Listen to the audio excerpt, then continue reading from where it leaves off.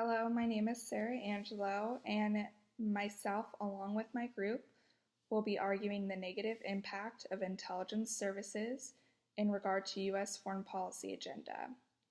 Now, this is not because of the failures of the intelligence community itself, but the failures of the executive and legislative branch leadership. For the most part, ideology trumps intelligence every time when a presidential administration makes a foreign policy decision. The ideas and interests of the senior advisors, based on their personal constructs of history, make our policy decisions. It's not an argument of facts, but intuitional leadership. Not necessarily what's going to be best for our country, but what is the best political strategy for the given administration. A complete disregard for the expertise of intelligence officials explains an administration's purposeful exclusion of the intelligence community from any decision-making processes.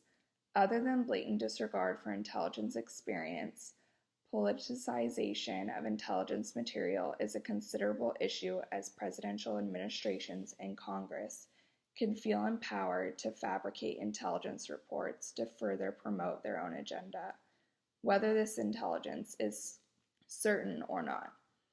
Beginning with my first point, President Truman made the decision to enter the Korean War, not after considering credible intelligence sources and analysts, but by taking the advice of a few senior advisors within the administration who had little to no knowledge regarding Soviet Union capabilities, or lack thereof.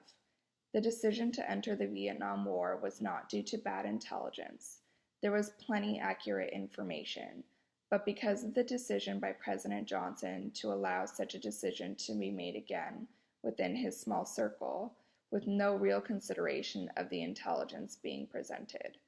The partnership between President Nixon and Secretary Kissinger created was especially interesting considering Nixon depended on Kissinger completely in making foreign policy decisions, with a lack of intelligence consideration.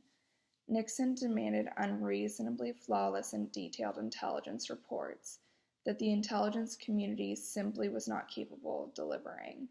As a result, Nixon and Kissinger created a partnership that established a relationship with China and created an open form of communication with the Soviet Union, using little to no intelligence and involving the minimum amount of people necessary. And during the same period, Nixon and Kissinger's decision not to use intelligence regarding growing issues in in South Asia and nuclear weapons only worsened the Cold War conflict between the US and Soviet Union, rather than a path towards peace. Then with the Carter administration after the invasion of Afghanistan, the US took a hardline response towards the Soviet Union, which only encouraged hostile feelings. Again, yet another administration decides to largely disregard intelligence and make decisions within this small circle of advisors.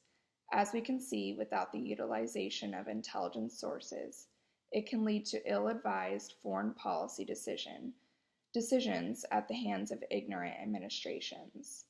Now we will explore the damage of politicization of intelligence, I should say. It is inevitable that intelligence is going to be flawed to some degree. That doesn't make it the intelligence community's responsibility to determine its impact on foreign policy.